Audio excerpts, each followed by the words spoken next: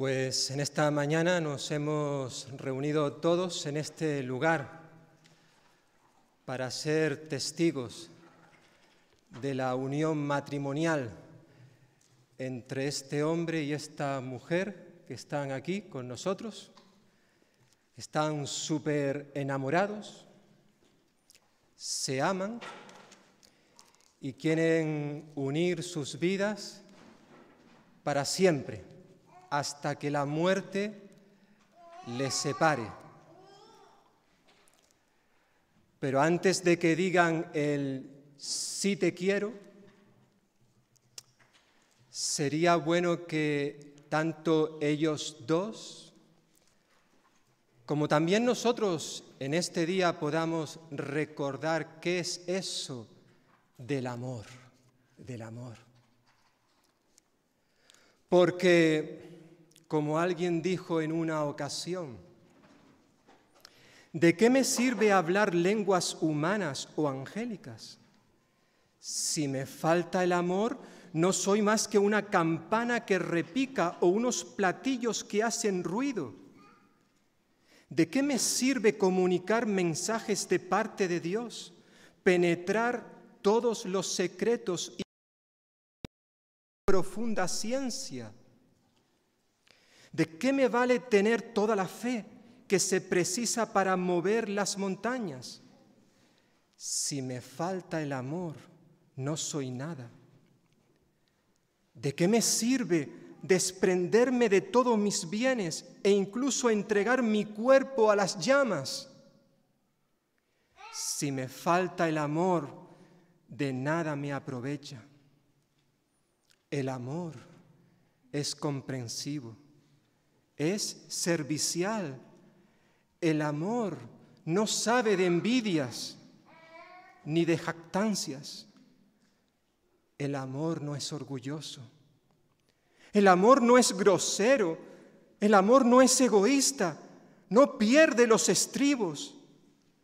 El amor no es rencoroso. El amor, lejos de alegrarse de la injusticia, encuentra su gozo en la verdad. El amor disculpa sin límites. El amor confía sin límites. El amor espera sin límites.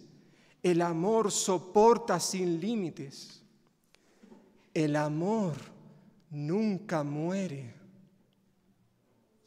3 cosas hay que ahora permanecen: la fe, la esperanza, el amor. De todas ellas, la más grande es el amor. Esta introducción que acabo de hacer en esta mañana, quizás la hemos escuchado en más de una ocasión a alguna boda entre creyentes, entre cristianos.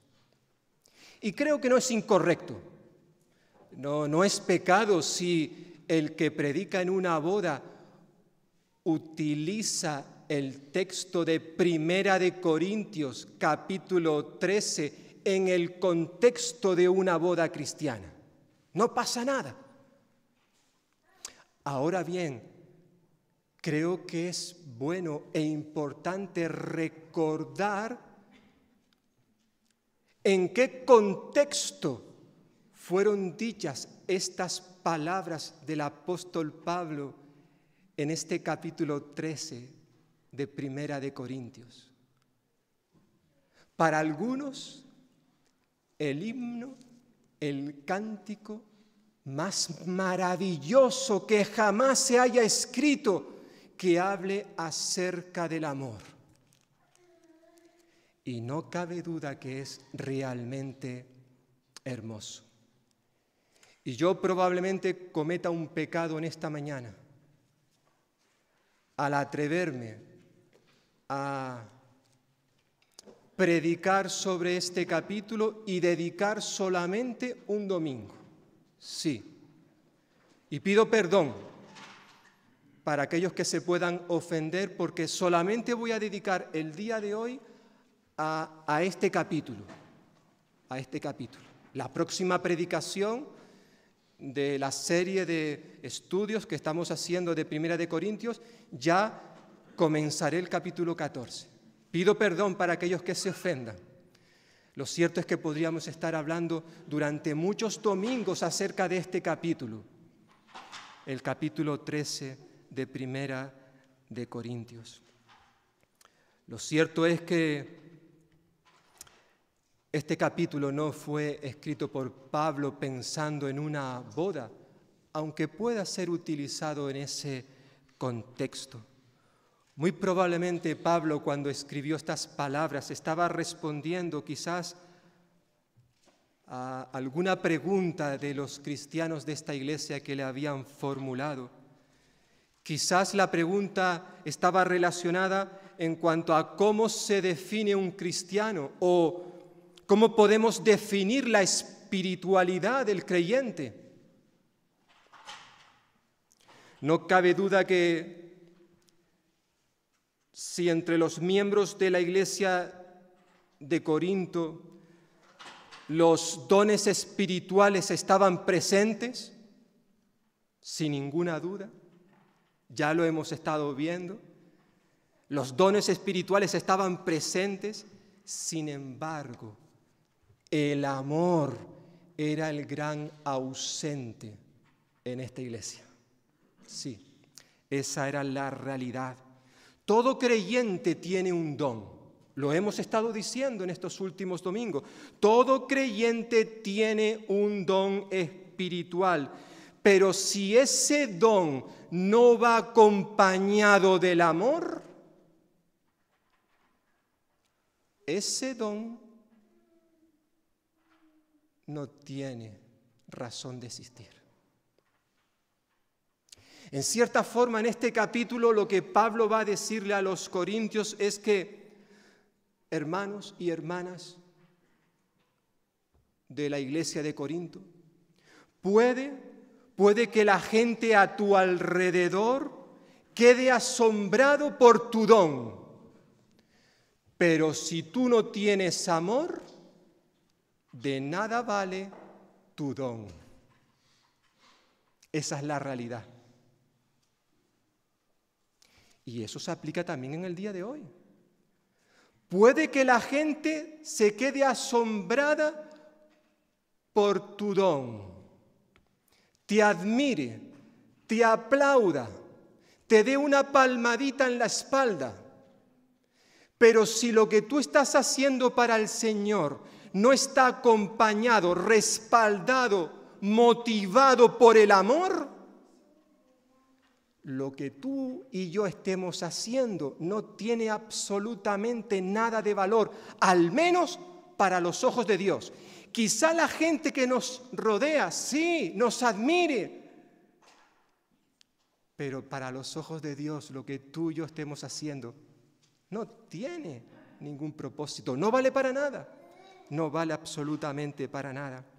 Por eso el apóstol Pablo, como vamos a ver ahora sí en el PowerPoint que nos van a proyectar nuestros técnicos, en esta mañana el apóstol Pablo nos va a recordar en estos preciosos versículos del capítulo 13 que lo primero y ante todo que debe haber en la iglesia es el amor. Como algunos titulan, algunos traductores, editores de las Biblias que utilizamos, este capítulo lo titulan La preeminencia del amor. El amor es lo superior, lo más importante que hemos de tener en cuenta. Y hay al menos 3 cosas que el apóstol Pablo destaca de este capítulo, al menos 3. Lo primero es que el amor es esencial para ejercer un don. El apóstol Pablo nos quiere recordar en estos primeros 3 versículos que si nuestro don, ese don espiritual que el Señor nos ha dado dentro de la iglesia, si no tiene el respaldo, el apoyo del amor, entonces de nada valdrá lo que nosotros estemos haciendo dentro de la iglesia. Si nuestro don carece del amor habrá perdido su razón de existir. Aunque en este pasaje Pablo menciona algunos dones concretos, probablemente esos dones a los cuales la iglesia en Corinto le estaba otorgando una importancia superior. Evidentemente lo que Pablo está diciendo en estos versículos se aplica a todos los dones, a todos. Lo cierto es que Pablo está recordándonos que no importa lo relevante que pueda ser nuestro don, mi servicio en la iglesia, puede, como he dicho hace un momento, reciba grandes honores. Puede que hayan hermanos en la iglesia que aplaudan, que elogien lo que yo pueda estar haciendo dentro de la asamblea. Pero si todo eso no está motivado por el amor, a los ojos de Dios, de nada vale dicho servicio. Más aún, todo eso que yo estoy haciendo, dirá Pablo, es como si yo ahora fuera a mi casa, cogiera un caldero de metal y un cucharón de metal y empezara a golpearlo. Es decir, a hacer ruido. En la versión que yo he utilizado en esta mañana, dice que es como si fuera una campana que repica o unos platillos que hacen ruido.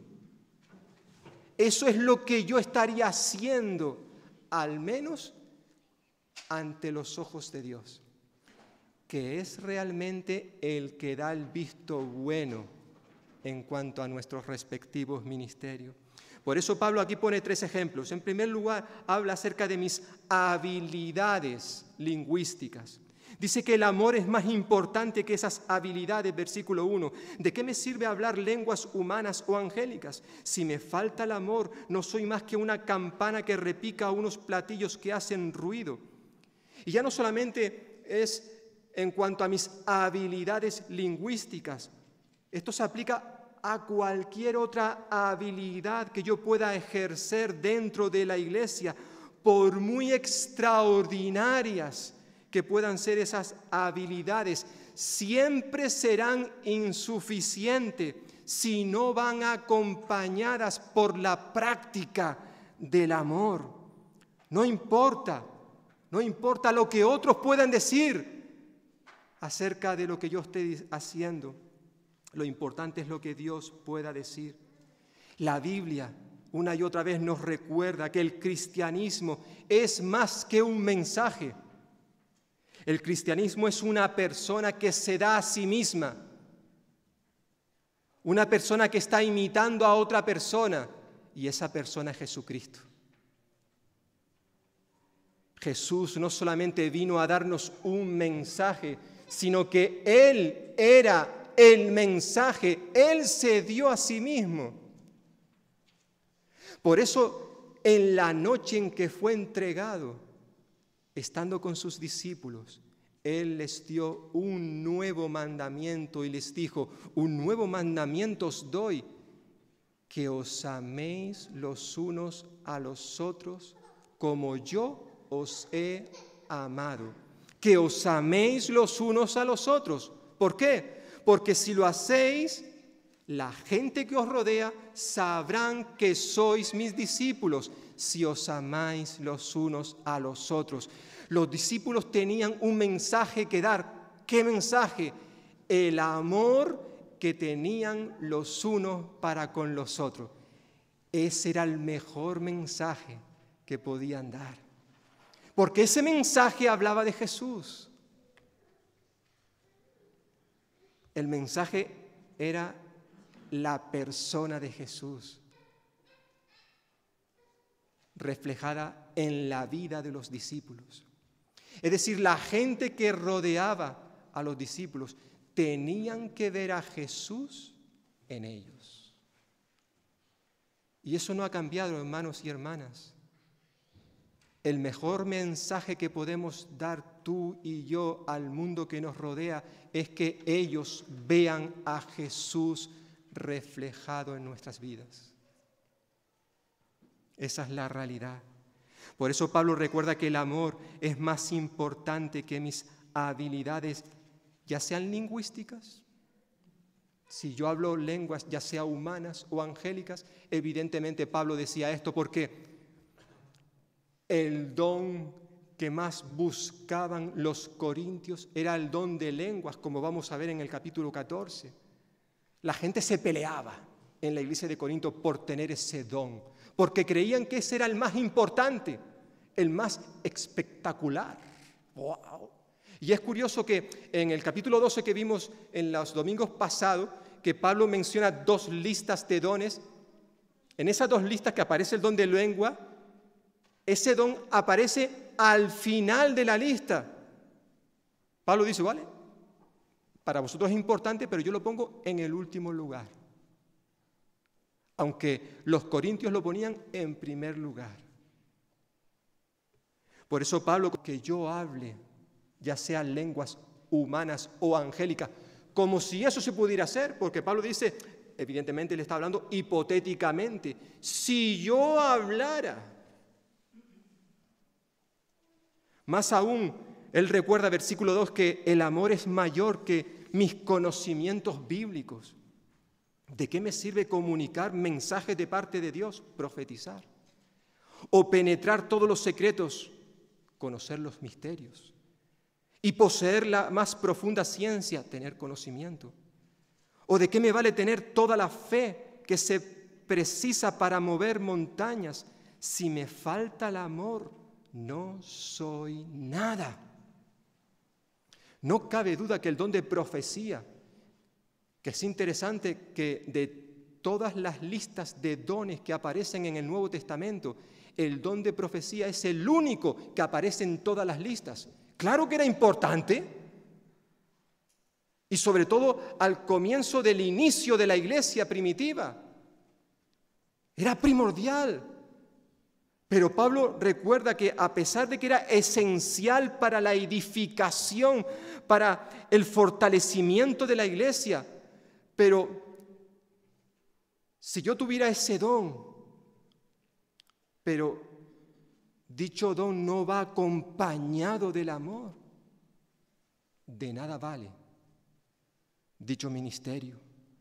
Incluso, aunque Dios me diese el conocimiento que me permitiese entender los misterios, los secretos de la revelación de la palabra de Dios, de tal manera que pudiese entenderlos para darlos a conocer a la iglesia, pero no tengo amor, de nada me vale eso. Además, incluso aunque tuviese una fe capaz de obrar milagros poderosos, evidentemente aquí no está hablando de la fe que salva, no, es una fe que obra milagros, que permite que la gente quede con la boca abierta. Pero no tengo amor, de nada me vale. E incluso Pablo recuerda, versículo 3, que el amor está por encima de mi sacrificio personal. ¿De qué me sirve desprenderme de todos mis bienes e incluso entregar mi cuerpo a las llamas? Si me falta el amor, de nada me aprovecha. ¿De qué le valía a la iglesia de Corinto tener, por ejemplo, una asociación de obra social? Estar ayudando a los necesitados. O que hubiera hermanos que de manera individual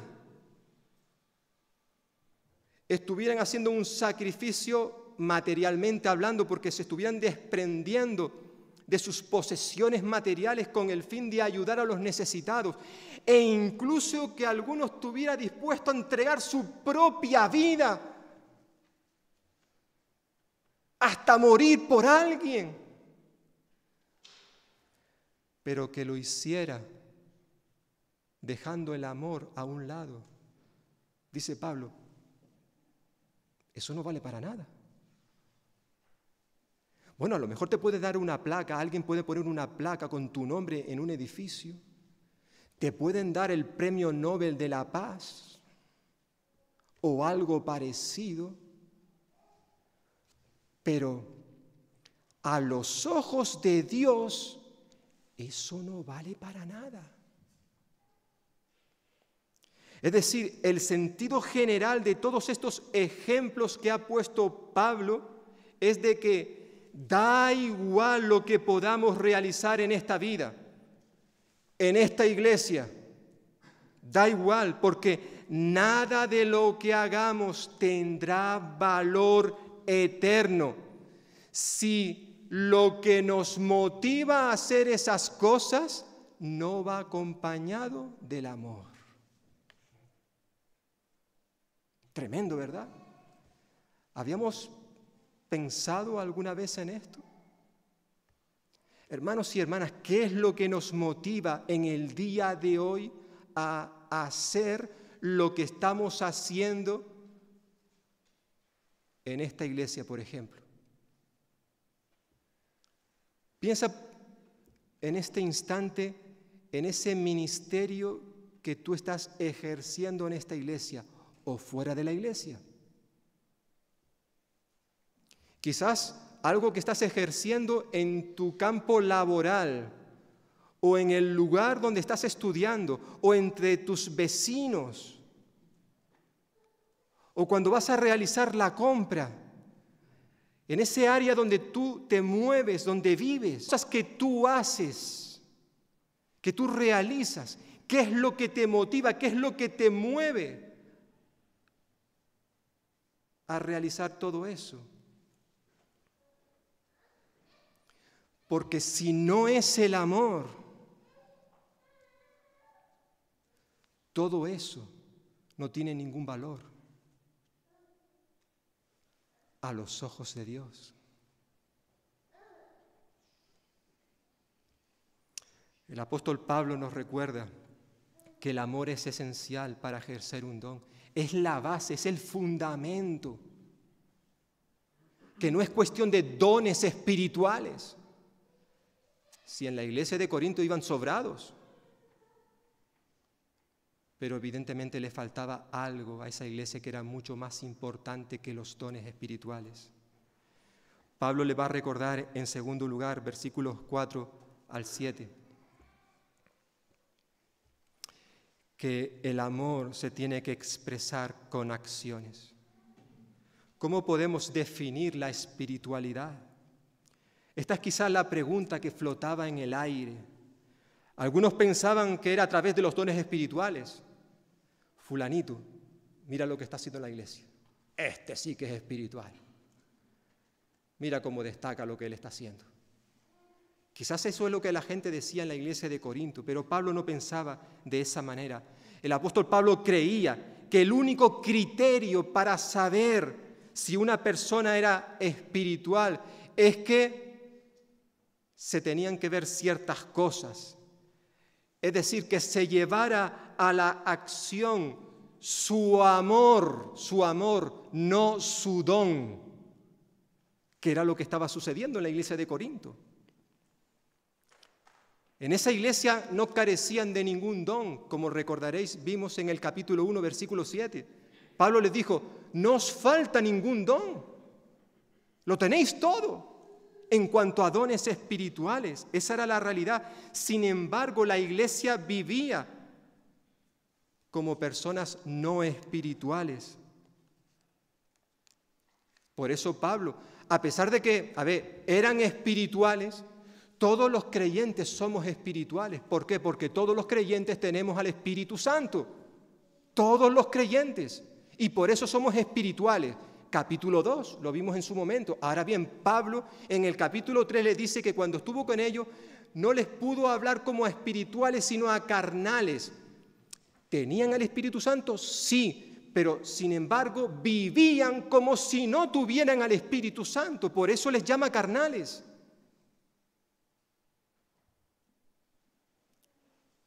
Lo cierto es que estos creyentes vivían de manera rencorosa, egoísta, orgullosa, rencorosa, grosera. Ellos tenían dones espirituales, pero les faltaba lo más importante. Era el amor. El amor. ¿Cómo puedo saber yo si estoy viviendo una verdadera vida espiritual?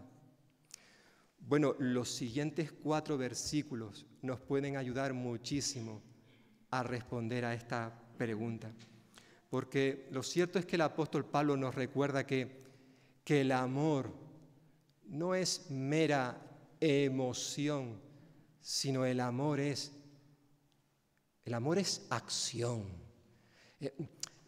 Pablo no simplemente quiere dedicar este capítulo a darnos una definición abstracta de lo que es el amor, sino más bien nos dice lo que es el amor, lo que el amor hace y lo que el amor no hace. Y los versículos 4 al 7 pues nos da algunas pinceladas muy hermosas que conocemos muy bien. Al menos 10 cosas podemos sacar de estos versículos.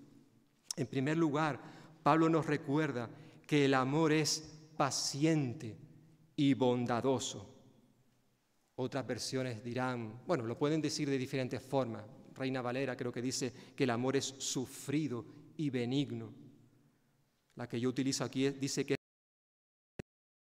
es un término que hace referencia a la capacidad que tiene una persona de aguantar a otras personas.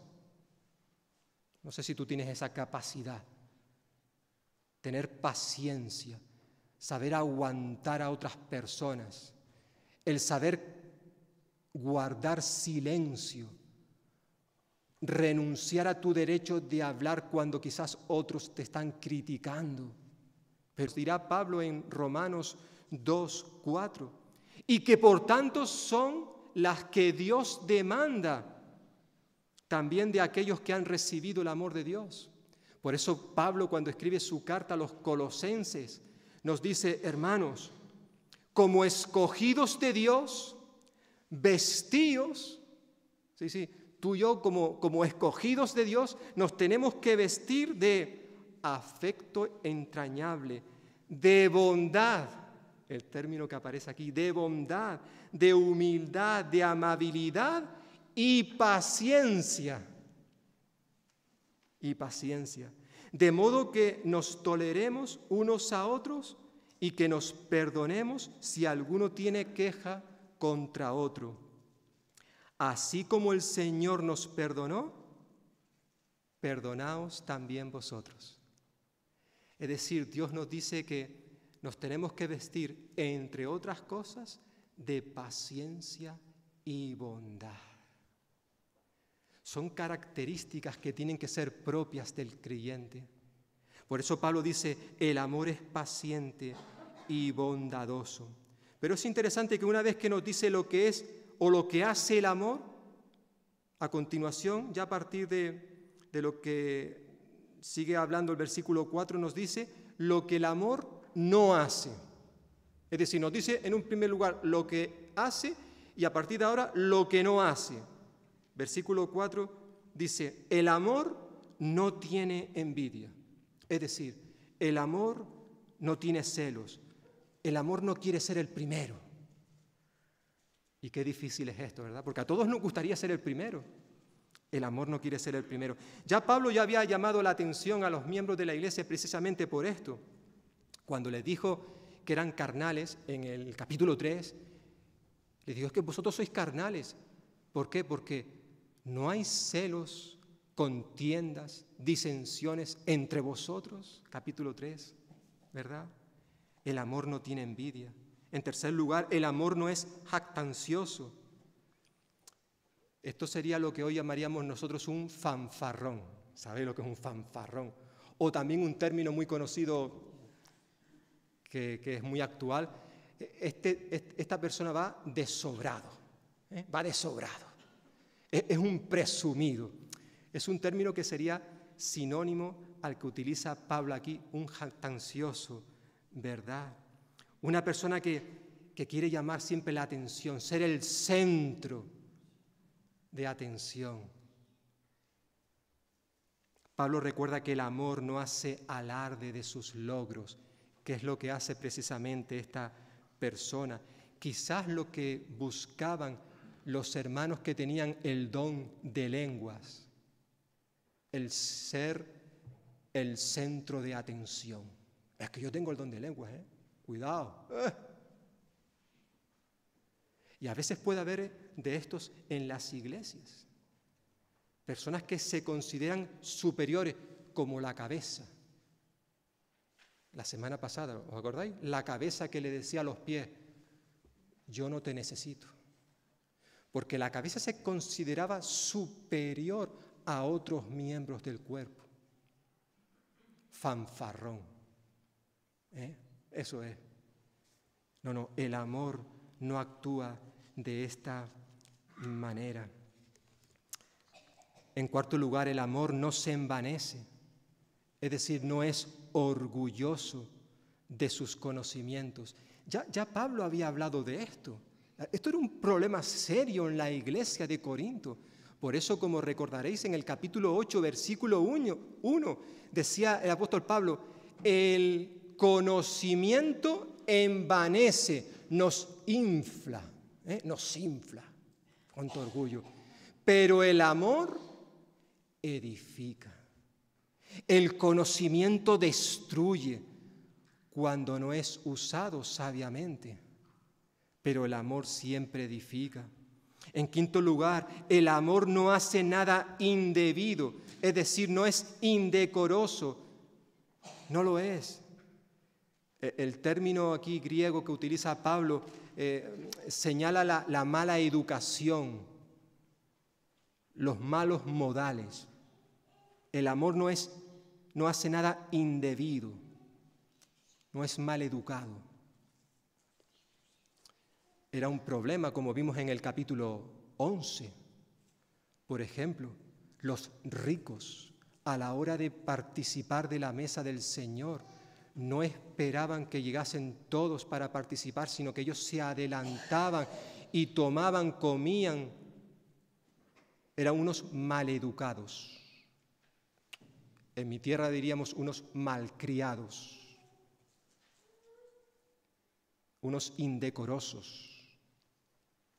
A veces también en la vestimenta, ya hemos dicho que también las mujeres y algunos hombres, pues no utilizaban la ropa adecuada a la hora de celebrar los cultos, teniendo en cuenta la cultura de aquel momento. Pablo dice, el amor no hace nada indebido. En sexto lugar, sigue en el versículo 5, el amor no busca lo suyo, es decir, el amor no es egoísta, no busca su propio bien, sino el bien de los demás. Como también recordaría Pablo en su carta a los Filipenses, cada uno debe velar, no solamente por sus propios intereses, sino también por los intereses de los demás. Hoy vivimos en un mundo donde esto está muy lejos de lo que Dios quiere, ¿verdad? Cada uno busca lo suyo en primer lugar y en segundo lugar luego lo suyo y en tercer lugar lo suyo. No, el amor no busca lo suyo, dice Pablo. En séptimo lugar, el amor no se irrita. El amor no se irrita. Es decir, el amor nos protege de las explosiones de ira, de enfado o disgusto que a veces nos provocan ciertas personas, ¿verdad? El amor no es hipersensible, ni se deja provocar por las circunstancias, por muy irritables que éstas sean. Y esto no es fácil, porque todos tenemos que reconocer que a veces somos muy sensibles y cualquier cosita, pero dice la palabra de Dios que el amor no se irrita. En octavo lugar, el amor no guarda rencor. Es interesante que el término que utiliza aquí el apóstol Pablo es un término contable, que se refiere al libro mayor donde se llevaban las cuentas sin pagar. Es decir, cuando Pablo dice que el amor no guarda rencor, quiere decir que el amor no registra, no contabiliza, no conserva en un libro todo el mal que se nos ha hecho. La persona que ama no guarda, no conserva rencores. La persona que ama perdona, y no porque haya olvidado. Te voy a perdonar porque he olvidado lo que me has hecho. No, no, no, no, no, no, no. Te voy a perdonar aunque no he olvidado lo que me has hecho. Pero aunque no he olvidado lo que me has hecho, te voy a perdonar porque decido perdonarte, porque el perdón es una decisión.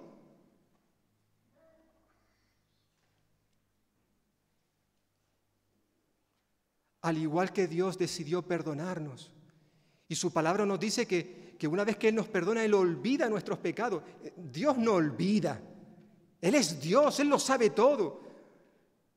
Pero cuando la palabra de Dios nos recuerda, nos dice que Él olvida nuestros pecados, lo que básicamente nos está diciendo es que una vez que Él perdona nuestros pecados, luego jamás va a coger esos pecados que ya nos lo ha perdonado y nos lo va a restregar por la cara más adelante diciendo, ¿tú te acuerdas lo que hiciste? No, no, no, no. Él lo perdonó y jamás nos lo va a restregar por la cara. Y cuando yo perdono, decido perdonar a alguien, probablemente nunca olvide lo que me hizo, pero aunque no lo olvido, yo decido, mi voluntad decide perdonarle, aunque he experimentado dolor por lo que me ha hecho, decido no anotar, no conservar. ¿Por qué? Porque el amor, como dice, no guarda rencor. Al igual que Dios, Cristo Jesús, nos dirá Pablo en su segunda carta a los Corintios, Dios en Cristo Jesús no tomó en cuenta nuestros pecados. Qué hermosa expresión. Dios en Cristo no tomó en cuenta nuestros pecados. Segunda de Corintios 5:19. En noveno lugar, el amor no se goza de la injusticia, sino se goza de la verdad. Versículo 6. Es decir, el amor no disfruta, no se goza, no encuentra satisfacción cuando ve el mal ajeno. Cuando veo que otra persona lo está pasando mal, sobre todo cuando es otra persona que me ha hecho mal a mí en el pasado, y ahora veo lo que está sufriendo, que se lo merece, para que sepa lo que yo pasé. No. Cuando uno ama, no se goza de lo que otro pueda estar pasando. Para nada. El amor no se goza de la desgracia de los demás como argumento para sentirse mejor, sino se goza de la verdad, es decir, de la verdad de Dios, de su palabra revelada. Y por último, en décimo lugar, el amor, permitidme que lo exprese de esa manera, el amor aguanta todo cuanto se le eche. En esas 4 expresiones que aparecen en el versículo 7, el amor todo lo sufre o todo lo cubre a fin de proteger a otros de burlas o de engaños o de daños. Por muy difícil que sea la situación, el amor todo lo sufre. En segundo lugar, el amor todo lo cree. Y cuando Pablo utiliza esta expresión, no quiere decir que el amor sea ingenuo o estúpido, no, sino que el amor nunca deja de creer y confiar en los demás, aunque esas personas nos hayan fallado. Seguimos dándole otra oportunidad. El amor tiene que ser un refugio para esas personas que han caído y necesitan ser perdonados. Como diría Pablo en su carta a los Gálatas, capítulo 6, versículo 1. Hermanos, si alguno fuese sorprendido en alguna falta, en algún pecado, vosotros que sois espirituales, restauradle con espíritu de mansedumbre. Hay que darle otra oportunidad. ¿Por qué? Porque el amor todo lo cree.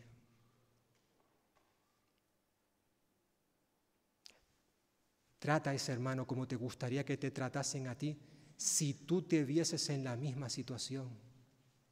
El amor todo lo cree. Además, el amor, en tercer lugar, todo lo espera, versículo 7. ¿Cuántas veces hemos escuchado esa frase? Fulanito, fulanito. Imposible. Eso es un caso perdido. Con fulanito o menganita, no hay nada que hacer. No hay nada que hacer. ¿Seguro? ¿Seguro que ya hemos perdido la esperanza con fulanito, con menganito? En cierta forma estamos diciendo que ya nos desentendemos, que ya no vamos a mover un dedo para ayudar a esa persona. Pero Pablo dice, el amor todo lo espera.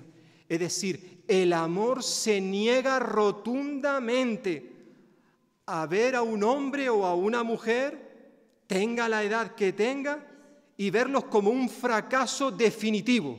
No, para nada.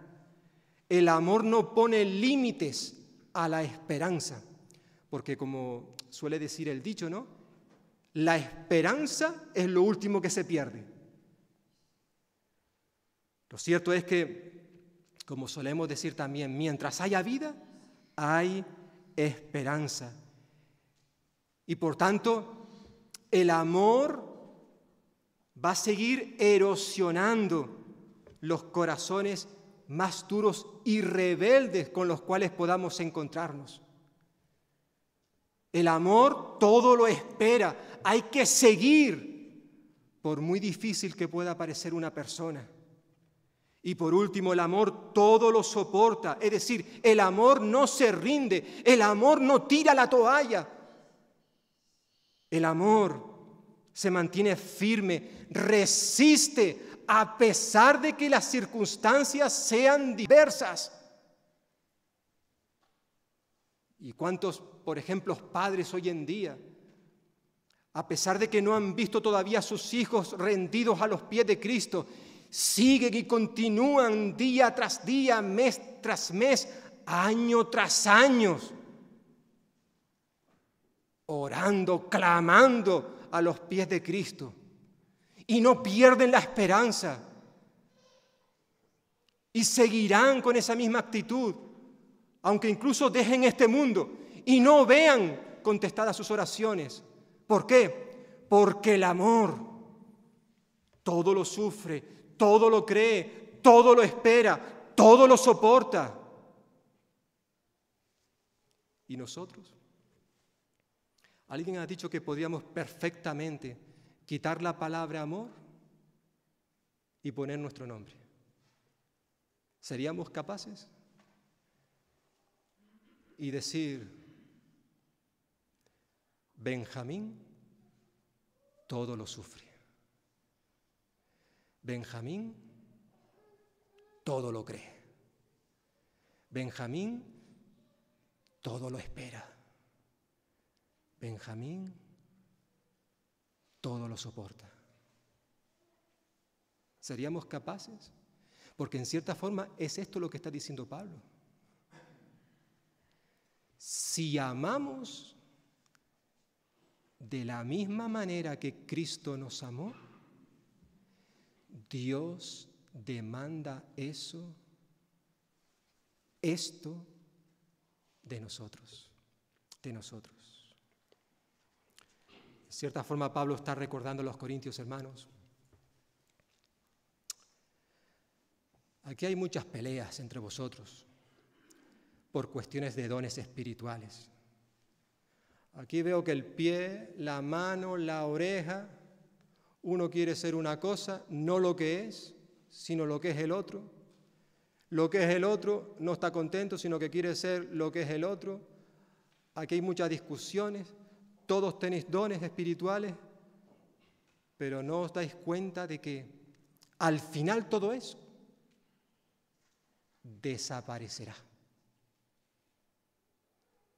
Pero lo más importante, lo que va a permanecer es el amor. Y eso es de lo que escasea esta iglesia.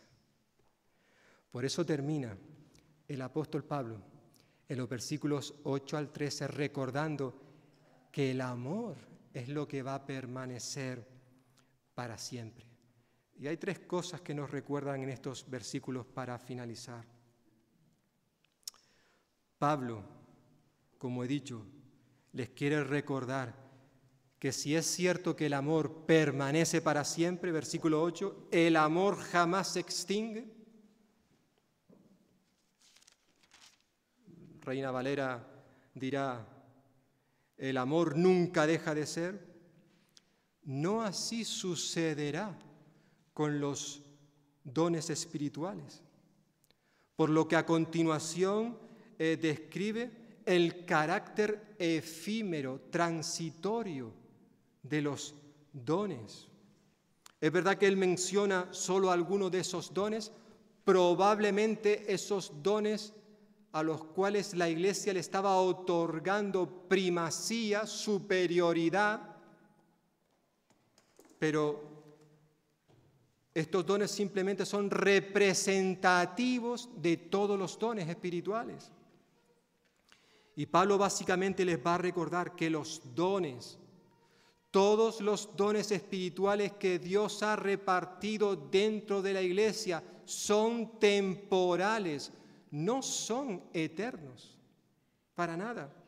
Dios ha dado en esta era presente, ha dado los dones espirituales a la iglesia para la edificación de esta, para la edificación del cuerpo de Cristo. Lo ha dado para este tiempo. Pero cuando estemos en la eternidad, cuando estemos en su presencia, los dones espirituales ya no serán necesarios. Los dones espirituales tienen fecha de caducidad. No será lo mismo con el amor. El amor permanece para siempre, permanece para siempre. Lo cierto es que Pablo nos recuerda en primer lugar la transitoriedad de los dones espirituales, pero también nos recuerda la parcialidad de nuestro conocimiento. Versículo 9 dice, en parte conocemos y en parte profetizamos, pero cuando venga lo perfecto, entonces lo que es en parte se acabará. Cuando yo era niño, hablaba como niño, pensaba como niño, juzgaba como niño, pero cuando ya fui hombre, dejé lo que era de niño. Ahora vemos por espejo, oscuramente, pero entonces veremos cara a cara. Ahora conozco en parte, pero entonces conoceré como fui conocido. Ahora permanecen la fe, la esperanza y el amor, estos tres, pero el mayor de ellos es el amor. El apóstol Pablo nos recuerda que, aunque Dios ha dado a su iglesia dones espirituales, y todos esos dones son perfectos, los dones de Dios son perfectos. Sin embargo, aquellos que recibimos los dones no somos perfectos, no somos perfectos. Por eso dice Pablo que tanto nuestros dones, en este caso los ejemplos que él pone, los dones de conocimiento, como los dones de la predicación, son en parte. Es decir, es imperfecta, incompleta. Es decir, tanto estos dones como el resto de los dones son parciales debido a nuestras limitaciones causadas por la naturaleza pecaminosa del hombre. Dios en su misericordia nos ha permitido conocer en parte Es una expresión que aparece hasta 4 veces en este texto. Dios en su misericordia nos ha permitido conocer parte de su revelación, la suficiente para recibir nuestra salvación. En esta vida terrenal contamos con la palabra de Dios que nos ha sido revelada por su Espíritu de manera completa, pero aún así nuestro conocimiento de Dios no es completo, es más bien incompleto, es en parte. Nuestro estado espiritual, aunque con los años vaya adquiriendo madurez, vamos pasando de ser un niño a una persona adulta. La imagen que Pablo utiliza en el versículo 11, lo cierto es que todavía seguimos siendo niños. Seguiremos viendo como por un espejo, oscuramente, la imagen que utiliza en el versículo 12. Probablemente si el apóstol Pablo viviera justo en nuestros días, en estos que estamos viviendo, en estos tiempos de pandemia, quizás en vez de utilizar la imagen de un espejo, utilizaría la imagen del WhatsApp o quizás del Zoom, estas plataformas que estamos usando en nuestros días para comunicarnos, ya que no podemos reunirnos como nos gustaría. Utilizamos el Zoom y nos vemos o vemos nuestra imagen de manera virtual, a través de la pantalla de un móvil o de la pantalla del ordenador. Lo estamos haciendo porque no nos queda más remedio, pero somos conscientes de que evidentemente lo ideal, lo que nos gustaría sería vernos no de manera virtual, sino de manera presencial, cara a cara. Eso es lo ideal. Ahora la imagen es distorsionada por muy buena calidad que pueda tener la pantalla de nuestro ordenador o de nuestro móvil. Lo ideal es vernos físicamente. Pablo dice, versículo 2, ahora vemos de manera indirecta y velada, como en un espejo, pero entonces veremos cara a cara. Ahora conozco de manera imperfecta, pero entonces conoceré tal y como soy conocido. Es decir, Pablo dice que ahora solo podemos ver en parte, versículo 2, pero llegará un día, dice versículo 10, cuando llegue lo perfecto. Una expresión que ha dado muchos quebraderos de cabeza a muchos teólogos a la hora de interpretar qué quiere decir Pablo con lo perfecto, cuando llegue lo perfecto. Yo personalmente me gustaría quedarme con que muy probablemente Pablo esté haciendo referencia a ese momento, a esos días cuando estemos con el Señor en su presencia, cuando podamos verle cara a cara en ese estado eterno. De eso se trata probablemente. Es decir, cuando podamos estar con Él a cara, pues podremos ver ya las cosas de manera completas. Ya no será ver una parte, sino poder ver la totalidad. La totalidad. Por eso Pablo, en cierta forma, está recordando a los corintios que tenían que dejarse de tanta tontería, tanta discusión por los dones espirituales que el Espíritu Santo había repartido en la congregación. Porque más importante que los dones es el amor que ellos practiquen ahora mismo en la iglesia, porque es eso, el amor, lo que va a perdurar para siempre, incluso cuando estemos ya cara a cara con Dios. Por eso termina hablando de esa perdurabilidad del amor, porque el amor es eterno. El amor permanece para siempre. ¿Por qué? Porque como diría Juan en su primera carta, Dios es amor. Dios era y es el origen del amor.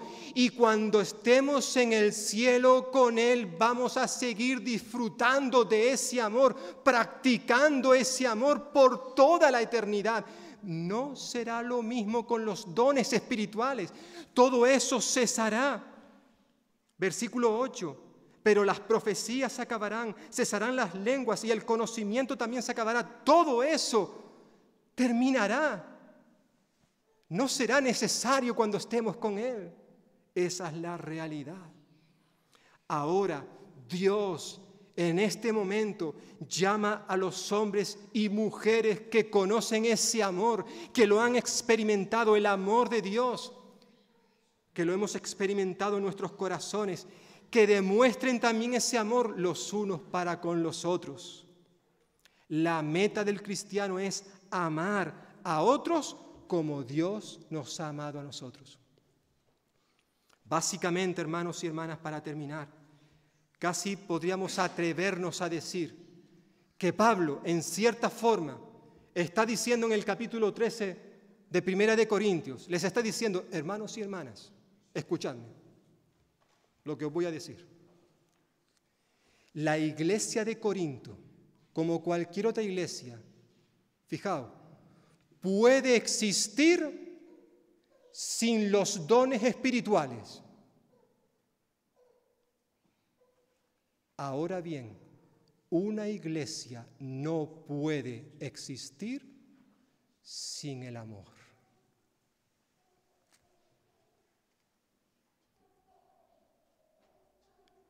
Por tanto, dejaos de tanta discusión y comenzar a amaros los unos a los otros.